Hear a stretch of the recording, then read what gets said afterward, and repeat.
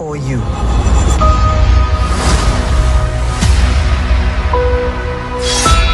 I've lived in the shadows. But now, it's time to show them who I really am. I'm ready. Hell yeah. Father.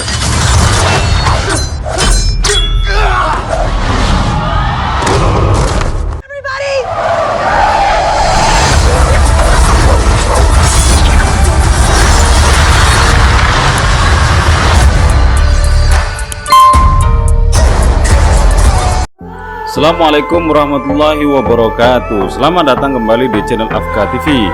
Kali ini saya akan menceritakan sebuah film yang berjudul Shang-Chi and the Legend of the Ring. Shang-Chi and the Legend of the Ring ini menjadi salah satu film Marvel yang tayang di tahun 2021. Karya garapan Destin Daniel Cretton ini merupakan film Marvel pertama yang menghadirkan superhero Asia sebagai tokoh utama. Film Shang-Chi and the Legend of the Ring dibintangi oleh sejumlah aktor ternama. Shang-Chi adalah seorang ahli bela diri yang diperkenalkan ke halaman komik Marvel pada tahun 1973. Karakter ini terinspirasi dari Bruce Lee yang mempopulerkan seni bela diri kungfu ke Amerika Serikat pada tahun 1970-an. Shang-Chi and the Legend of the Ring menceritakan kisah Shang-Chi yang ditarik ke jaringan misterius organisasi Ten Rings. Ia pun harus menghadapi masa lalu yang dia kira sudah ditinggalkan. Shang-Chi sendiri merupakan anak laki-laki dari Wen Wu, seorang penjahat yang memiliki kekuatan besar. Sejak kecil, Shang-Chi menganggap sang ayah sebagai sosok yang baik dan hebat. Wen Wu mengajarkan Shang-Chi ilmu bela diri agar dia menjadi petarung yang hebat. Namun di sisi lain, sang ayah ternyata juga berharap anaknya bisa tumbuh menjadi sosok yang jahat. Akhirnya, Shang-Chi memberontak dan berbalik menyerang keinginan sang ayah. Inilah konflik terberat yang harus dihadapi oleh Shang-Chi. Melawan ayahnya sendiri dalam suatu pertarungan tentu memunculkan banyak dilema. Di samping itu, film ini diketahui juga bakal menampilkan adegan pertarungan antara Shang-Chi dan naga misterius.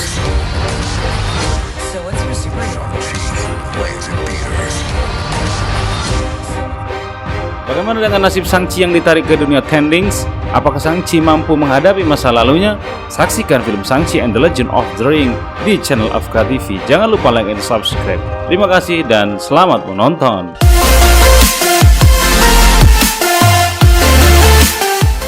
He discovered that his father was this evil.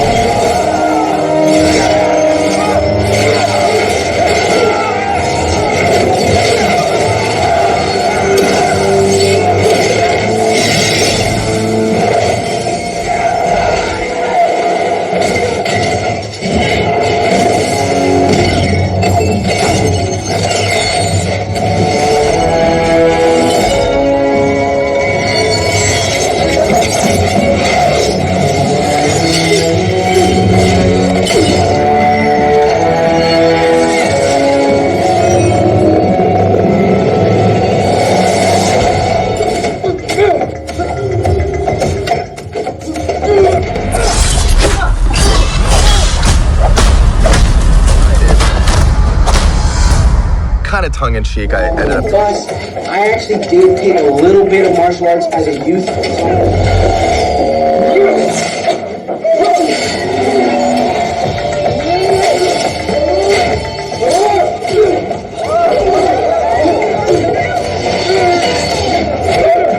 Go, you freak!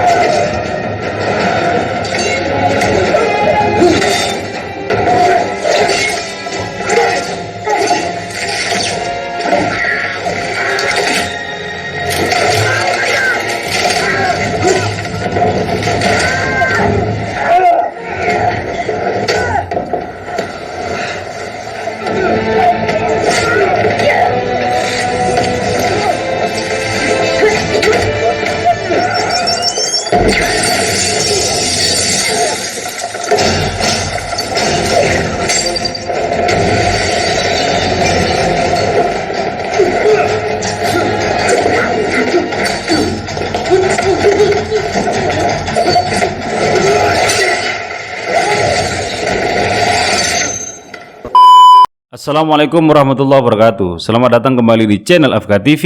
Karena banyaknya masukan dari Juragan, maka kali ini saya mau menceritakan terusan part 2 dari kisah sebuah film Shang-Chi and the Legend of the Ten Rings. Seperti kita ketahui adegan sebelumnya, Shang-Chi melarikan diri dari organisasi Ten Rings dan berpindah ke San Francisco, bekerja dan hidup damai beserta teman akrabnya, Katie. Namun kemudian Shang-Chi menerima surat bergambar naga origami yang dia kira dikirim oleh adik perempuannya, Xiang Li. Saat bertemu dengan adik perempuannya, setelah berpisah bertahun-tahun, pertemuan itu malah dinodai oleh pasukan Ten Rings yang menangkap mereka semua. Setelah mengalami pertempuran yang dahsyat, akhirnya Shang-Chi, Katie, dan Xiang Li ditangkap dibawa oleh ayahnya Wen Wu ke markas Ten Rings. Bagaimana nasib mereka dan kisah selanjutnya? Simak sampai akhir dan tentu saja selamat menyaksikan. Sesampainya di rumah ayah Shang-Chi di markas The Ten Rings, Katie berbincang-bincang mengenal lebih dekat dengan adik Shang-Chi yaitu Xiang Li. Katie bertanya kepada Xiang Li, apakah mereka akan dibunuh oleh bapaknya? Xiang Li menjawab, tidak mungkin. Xiang Li meneruskan kisah masa lalunya yang sejak 16 tahun sudah kabur dari rumah dan menjadi petarung jalanan. Seperti yang kita lihat sebelumnya, dia bertarung di semacam arena seperti Mortal Kombat.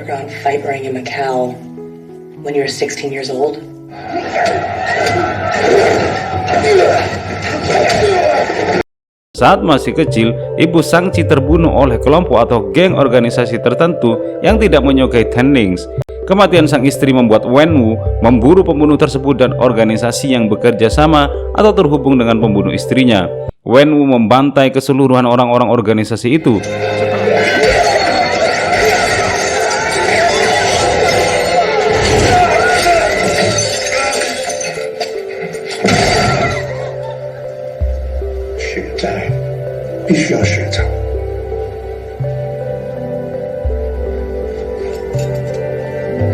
Setelah kematian ibu Shang-Chi, lalu kemudian Shang-Chi dilatih keras oleh Wen Wu untuk meneruskan pimpinan Ten Rings dan menemukan otak pelaku utama pembunuh ibunya. If you want them to be yours one day, you have to show me you are strong enough to carry them. Setelah membunuh musuh ibunya, Shang-Chi akhirnya melarikan diri dari organisasi Ten Rings dan berpindah ke San Francisco seperti di scene part 1. Sin pun berpindah kepada Shang-Chi yang menyepi berjalan-jalan sendiri menyusuri ruang-ruang kamar masa lalunya sewaktu dia masih kecil. Dia mengingat sebuah ruangan tempat dia berlatih dulu. Dilatih dengan sangat amat keras waktu masih kecil. Tangannya berdarah karena memukul kayu sebagai latihan kekuatan tangannya. Ayahnya mengusap darahnya dan memotivasinya untuk terus berlatih dengan keras menjadi kuat dan tak terkalahkan. Jika kamu menginginkan gelang ini, kamu harus menunjukkan kepadaku bahwa kamu sudah cukup kuat untuk mengendalikannya, kata sang ayah, Wen Wu. If you want them to be yours one day, you have to show me you are strong enough to carry them. Shang-Chi, Wen Wu, ayah Shang-Chi, Yan Li, dan Katie, mereka duduk bersama untuk makan malam. Shang-Chi kemudian bertanya kepada ayahnya, bagaimana dia menemukannya? Saya selalu tahu di mana anak-anakku berada, begitu jawab sang ayah. Saya hanya membiarkanmu sampai pada waktunya kamu bisa berada di posisi menggantikan saya, ucap Wen Wu. Itu tidak akan terjadi, jawab Shang-Chi. Kemudian Wen Wu bertanya, siapa perempuan yang kamu bawa itu? Katie, kata Shang-Chi. Wen Wu mengetahui bahwa perempuan itu adalah orang yang disayangi oleh Shang-Chi. Wen Wu menanyai Katie dan mengenalnya lebih jauh. Dan Wen Wu pun menceritakan semua kehebatan dan masa lalunya. Dia juga menceritakan masa lalunya saat menjalin hubungan dengan Yan Li, istrinya, yang juga merupakan ibu dari Shang-Chi dan Xiang Li. Wen Wu belajar ilmu Tai Chi tingkat tinggi kepada Yan Li di sebuah lokasi rahasia yang bernama Talo. Talo adalah sebuah pulau ajaib atau Magic Land yang menyimpan berbagai keajaiban dan kekuatan. Mereka pun nikah, mengalami hari-hari yang bahagia, dan Yan Li pun hamil. Shang-Chi pun lahir dan disusul oleh Xiang Li. Mereka pun menjadi keluarga yang sangat bahagia dalam menjalani hari-harinya, mengajari anak mereka kungfu dan bermain. Lalu Wen Wu menceritakan legenda Pulau Talo, pulau ajaib yang disebut dengan Magical Land. Wenwu mengajak Shang-Chi, Katie, dan Xiangli ke tempat kerjanya. Dia menunjukkan dokumen miliknya dan mengatakan bahwa dia telah bertahun-tahun melakukan penyelidikan ke sebuah pulau misterius itu, Magical Land. Dan dia sudah mengetahui di mana lokasinya dan apa yang tersembunyi di dalamnya. Dia meyakini bahwa istrinya yang sudah meninggal, Yanli, tertahan di sebuah gunung tempat tersembunyi di pulau ajaib itu dan bisa dihidupkan kembali. Wenwu bercerita, sejak kematian istrinya, dia telah kehilangan segala-galanya. Saya tidak mau kehilangan dia lagi dan tidak akan menyia-nyiakan kesempatan ini, ucap Wenwu. Wenwu melanjutkan penjelasannya bahwa istrinya tidak mati. Dia sering merasakan panggilan dari suara istrinya untuk dibebaskan. Dia terkurung di sebuah gunung di gerbang kegelapan iblis, Dark Gates. Dan dia, Yanli, banyak meninggalkan petunjuk atau clue pada kita, kata Wenwu. Wenwu berharap mereka semua bersama-sama mencari pintu masuk menuju Pulau Talo atau Magical Land, mencari ibunya dan membebaskannya di gerbang iblis gunung pulau misterius itu, hingga mereka bisa kembali menjadi keluarga yang utuh. Shang-Chi masih tidak mempercayai hal tersebut. Lalu Wenwu menunjukkan 2 giok hijau dan mengajak ke sebuah ruangan tempat makam Yanli. Wenwu menunjukkan 2 giok hijau peninggalan Yanli yang dirampas dari kalung Shang-Chi dan kalung Xialing pada pertempuran Bush dan gedung arena pertarungan. Di ruangan makam tersebut, ada sebuah patung gambar kepala naga yang tidak ada matanya. Wenwu memasang 2 giok hijau itu ke mata naga, dan tiba-tiba kedua mata naga menyala hidup dan mengeluarkan reaksi energi letupan air bergerak lambat bersifat slow motion. Lalu keluarlah garis cahaya oranye seperti di Google Maps, menunjukkan arah jalan menuju pintu gerbang pulau ajaib atau Magical Land yang berada di antara air terjun. Hal itu membuat mereka semua takjub. Jadi apakah kalian masih tidak percaya kalau ibu kalian masih hidup dan ada di sana? Kata Wenwu. Wenwu berencana akan membebaskan istrinya di gerbang iblis di Pulau Talo. Setelah itu, dia berencana akan membantai semua penduduk Talo. Lalu Wenwu memerintahkan pasukannya untuk mempersiapkan diri melakukan perjalanan ke pulau tersebut, karena 3 hari lagi mereka akan bertempur ke sana. Wenwu mengatakan alasan Shang-Chi dan Xialing berada di sini adalah untuk membantu ayahnya, membebaskan istrinya di gerbang iblis di Pulau Talo dan membantai semua penduduk Talo. Tentu saja, Shang-Chi dan Xialing pun menolak hal tersebut. Wenwu marah seketika dengan penolakan itu, lalu membanting Shang-Chi dan juga Xiangli serta menangkap Katie agar mereka semua dikurung dalam penjara. Di dalam kurungan penjara, Katie, Xiangli, dan Shang-Chi berbincang-bincang menyusun rencana untuk bisa kabur dari penjara dan menuju Pulau Talo. Saat berbincang-bincang, mereka mendengar suara teriakan di sudut penjara. Mereka mencari sumber suaranya. Ternyata mereka tidak sendirian. Mereka menemukan seorang yang sudah agak tua terkurung di sana bersama mereka. Dia adalah Trevor. Ya, dia adalah sang Mandarin palsu di film Iron Man, dikurung oleh Wenwu sebagai hiburan baginya. Dia menceritakan kepada Shang-Chi kalau dia adalah aktor yang berakting menjadi Mandarin palsu atau Wenwu palsu. Ketika mereka berdialog, tiba-tiba saja ada hewan aneh yang datang menghampiri Trevor. Kate dan Shang-Chi terkejut bukan main melihat hewan itu dan bertanya, "Hewan apakah itu? Kenapa bentuknya aneh?" Trevor mengatakan bahwa hewan ini adalah Morris. Hewan ini berasal dari Magical Land, peninggalan Yanli yang dikurung bersama Trevor. Singkat cerita, mereka berempat berencana untuk kabur dari penjara dan menuju ke Magical Land. Xiangli berhasil menemukan jalan keluar dari penjara. Mereka kabur dengan mencuri mobil milik Wenwu. Tentu saja, drivernya adalah Katie, driver handal yang jago ngedrift seperti di scene awal part 1. Saat mencoba kabur, mereka ketahuan dari CCTV. Dan terjadilah kejar-kejaran dengan kacungnya Wenwu. Dan mulailah perjalanan mereka menuju Pulau Ajaib. Sesudah berhasil lolos dari kejaran kacungnya Wenwu, dengan bantuan hewan Morris yang dipangku Trevor, sampailah mereka ke hutan bambu gerbang pertama menuju gerbang utama Pulau Ajaib. Berdasarkan referensi cerita Wenwu dan petunjuk di makam ibunya, serta dibantu Morris, mereka mengetahui hutan bambu tersebut sangat berbahaya. Mereka harus gesit dan cepat untuk menghindari himpitan bambu-bambu ajaib yang menjaga gerbang Pulau Talo. Katie ngedrift dengan sangat kencang, melaju cepat menghindari serangan bambu-bambu ajaib itu. Aksi ini memacu adrenalin, dan terlihat mereka melaju mengikuti GPS seperti kejadian di makam ibunya. Dan akhirnya berhasil sampai di gerbang utama Pulau Ajaib. Mereka perlahan menuju air terjun yang ada di depan mereka dan merupakan pintu masuk ke dalamnya. Tiba-tiba saja terlihat pemandangan yang sangat menakjubkan keindahan, dan mereka melintasi putaran air seperti melintasi dimensi lain. Dan inilah dia, selamat datang di Magical Land, Pulau Ajaib yang penuh dengan pemandangan indah dan hewan-hewan unik, hewan-hewan purbakala, dan hewan-hewan surgawi. Keadaan pulau dan bentuk hewan yang sangat unik dan indah, semua terlihat takjub dan terkesima. Dan tibalah mereka di perkampungan Magical Land. Mereka disambut oleh seluruh penduduk Talo dan juga hewan legenda Cina yaitu Muldok. Turun dari mobil, Shang-Chi memperkenalkan dirinya bersama timnya. Awalnya mereka ditolak dan akan diserang. Tapi tiba-tiba muncullah Jiang Nan. Jiang Nan adalah saudara Yen Li dan bibi dari Shang-Chi dan Xiang Li.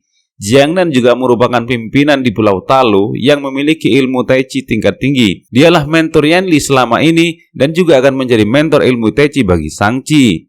Jiang Nan mendekati keponakannya dan memeluk Shang-Chi dan Xiang Li dengan air mata dan kasih sayang.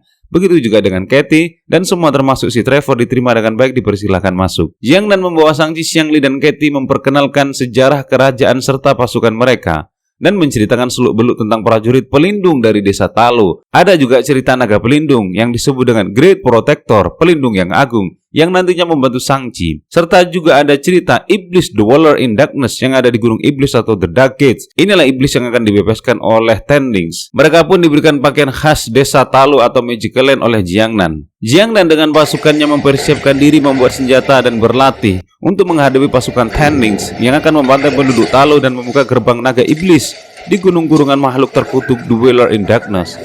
Makhluk jahat Dweller in Darkness ini dikurung menggunakan Great Cell atau segel yang agung, yang tidak bisa dibuka kecuali oleh orang-orang yang berkekuatan tinggi. Memberitahu penduduk dan kerajaan Pulau Talu bahwa 3 hari lagi pasukan Tendings yang dipimpin Wenwu akan datang ke Pulau Talu untuk membuka gerbang iblis, Dark Gates, dan Great Cell, segel yang agung. Di gunung inilah Dweller in Darkness dipenjara dengan menggunakan Great Cell. Jika segel ini dibuka, iblis akan terbebas dan membuat bencana dan pembunuhan. Pasukan kerajaan Pulau Talu pun mempersiapkan diri dan berlatih sebelum pasukan Tendings datang. Shang-Chi, Katie, dan Xia Ling ada di pihak pasukan Pulau Talu untuk menghentikan Wenwu dan pasukannya membuka gerbang iblis. Setelah Jiang Nan memperlihatkan altar Yen Li, ibu dari Shang-Chi dan Xiang Li, dan ruangan lainnya, Jiang Nan menyuruh mereka semua berlatih, termasuk Katie. Katie berlatih memanah dengan tepat. Katie terlihat sangat rajin dan senang berlatih memanah, sedangkan Xia Ling, adik Shang-Chi, berlatih menggunakan ujung tombak yang diikat dengan tali dengan target bambu. Sementara Shang-Chi sendiri berlatih dengan sang mentor dan pimpinan perang Pulau Talu, Jiang Nan. Jiang Nan mengajari Shang-Chi ilmu Tai Chi tingkat tinggi dan terjadilah keseruan latihan pertarungan di antara keduanya. Scene berpindah kepada Wenwu yang masih mengingat masa lalunya dengan istrinya Yen Li. Jiwanya dipengaruhi Dweller in Darkness. Dweller in Darkness memberikan bisikan melalui Tendings dengan menggunakan suara Yen Li, istrinya, yang memintanya untuk membebaskan dan menghidupkannya kembali. Dia meyakinkan Wenwu bahwa dirinya terpenjara di gerbang iblis di Pulau Talu. Dweller in Darkness juga membuatnya berhalusinasi dengan menampakkan Yen Li dan suaranya dalam dimensi otak dan hayalannya. Dari sini, Wenwu terprovokasi dan berambisi untuk menemukan dan membebaskan Yen Li, istri terkasihnya, dengan membuka gerbang yang ada di pegunungan Pulau Talu. Passage will open at dawn. Gerbang ini disebut dengan Dark Gates dan disegel menggunakan Great Cell atau segel yang agung. Dengan berbekal suara tersebut dan kenangan masa lalunya dengan istri, Wenwu kemudian mempersiapkan diri bersama pasukannya menuju pulau ajaib tersebut. Hari yang ditakutkan datang. Pasukan Tendings tiba bergelora. Wenwu diperingatkan agar jangan membuka gerbang tersebut. Dia tetap bersikukuh. Dan terjadilah peperangan di antara mereka. Saat perang berkecamuk, Wenwu malah pergi bergegas menuju ke altar istrinya. Disitulah Shang-Chi menemuinya dan terjadilah pertarungan sengit dan seru antara anak dan bapak. Father.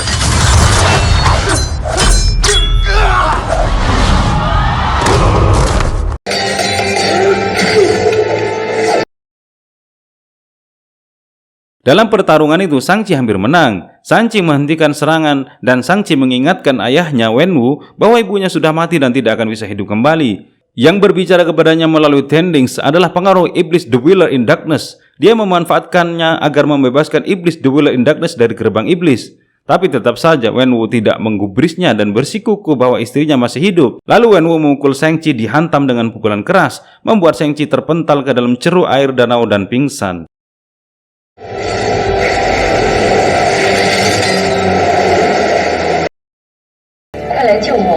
Bisikan itu semakin memanggil Wenwu agar membuka Dark Gates, dan dia pun membukanya. Akhirnya terbukalah sedikit celah pintu, terbebaslah anak buah iblis Dweller in Darkness. Iblis mirip naga yang menghisap jiwa manusia. Xia Ling memperingatkan kepada pimpinan pasukan perang Tendings agar mereka bekerja sama menaklukkan naga iblis penghisap jiwa manusia itu. Dia menolaknya, dan tiba-tiba pelatih pasukan Tendings diserang oleh sang iblis dan dihisap jiwanya. Melihat itu, sang pemimpin pasukan bersedia untuk bekerja sama melawan sang iblis. Jiwa pelatih dibawa anak buah sang iblis untuk diberikan kepada Raja Iblis dan menghidupkannya. Dengan pukulan powerful, Wenwu menggunakan pukulan Tendings sehingga terbukalah keseluruhan pintu gerbang iblis dan naga iblis kecil menyerang pasukan Talo dan Tendings. Dan tiba-tiba, saat akan diserang para naga iblis, Sin berpindah kepada Shang-Chi yang berada di dalam ceruk air danau dalam keadaan pingsan akibat pukulan Ten-Ring ayahnya. Ketika pingsan dalam air, dia bermimpi bertemu dengan ibunya di masa lalu dan mengingat nasihat-nasihat ibunya tentang naga pelindung agung atau The Great Protector. Kemudian Shang-Chi didatangi naga pelindung agung Sang Protektor Pulau Talo. The Great Protector naga menyelamatkan Shang-Chi dari pingsannya, dan tiba-tiba muncullah naga Sang Protektor dari dalam air danau dengan Shang-Chi ada di atas kepalanya. Shang-Chi dan naga Protektor membantu pasukan Talo dan Tendings untuk menghancurkan Sang Raja Iblis, dan terjadilah pertempuran hebat.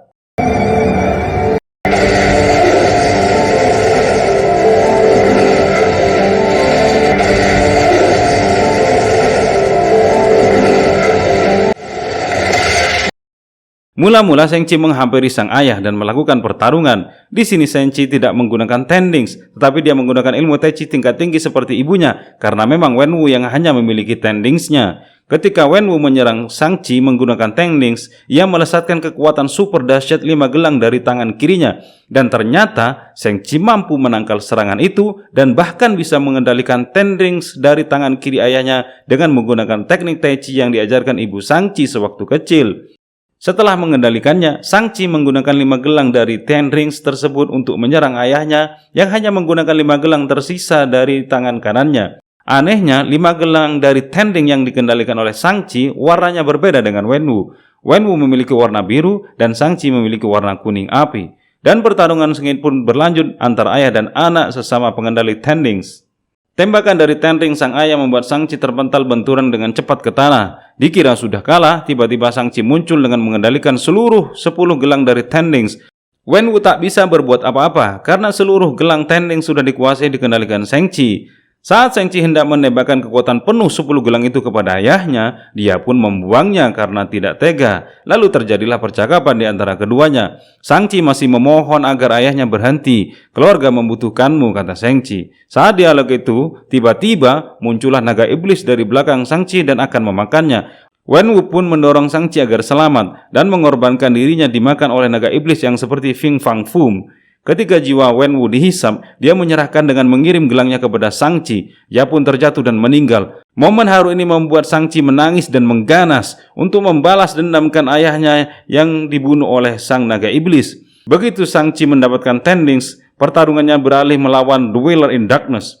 Minion makhluk pengisap jiwa itu sudah membunuh banyak penduduk Talo.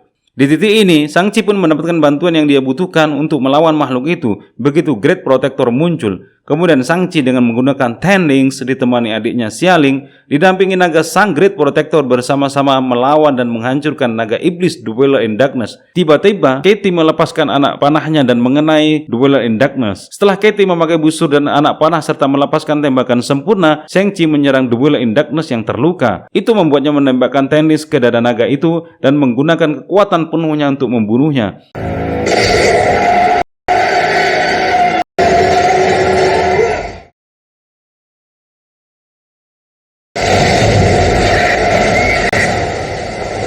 Kematian Dweller in Darkness mengurangi ancaman di Talo dan sementara Daggett juga pulih.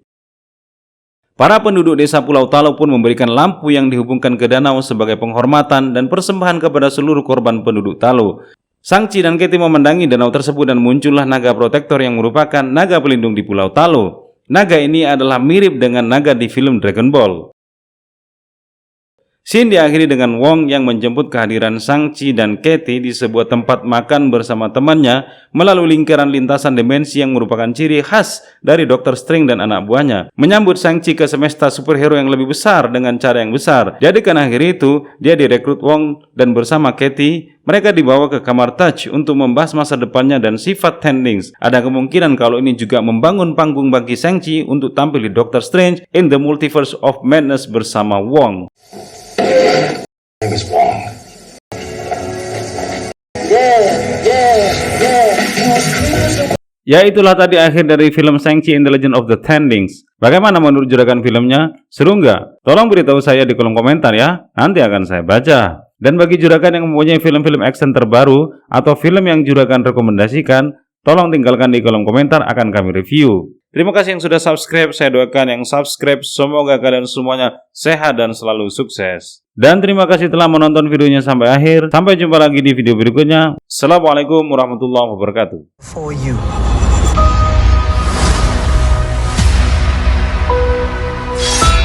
I've lived in the shadows. But now, it's time to show them who I really am. I'm ready. Hell yeah. Father.